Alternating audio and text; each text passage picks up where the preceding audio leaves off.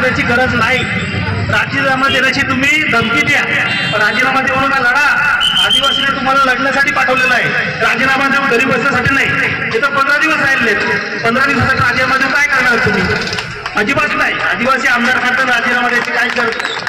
पहिल्यांदा तुम्ही सरकारला धमकी द्या, आणि जर सरकारने धनगरच्या बाबतीमध्ये काही निर्णय घेतला, आदिवासींच्या योजना देण्यासाठी काही GR काढला, तर आमदारांनी राजीनामा देण्याच्या बरोबर पेक्षा या एकनाथ शिंदे साहेब या शिवसेनेचे आणि भाजपचे कोणी उमेदवारी करू नका म्हणजे झालं, उमेदवारी करू नका पण झालं। म्हणजे आदिवासी भागामध्ये ह्या पार्ट्या चालल्या नाही पाहिजे, हे राजकारण चाललं नाही पाहिजे। आणि एकनाथ शिंदे इतका बेरड मुख्यमंत्री आहे, इतका नालायक मुख्यमंत्री आहे, जसा रस्ते वाटतो पुलं वाटतो तसे आदिवासी सवलती वाटायचे आहेत काय?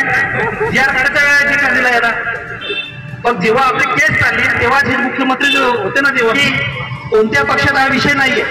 परंतु आज एकनाथराव शिंदे साहेब जे शिवसेनेमध्ये आहेत, त्यांचे मित्र पक्ष भाजप आणि राष्ट्रवादीवाले असतील, कोणत्याही पक्षाचे असो, पण जो पक्ष आदिवासींच्या विरुद्ध अशा प्रकारचा निर्णय घेईल त्यांना त्या ठिकाणी जमिनीमध्ये काढल्याशिवाय आपण शांत बसायचं नाही, हे मला असं सांगायचं।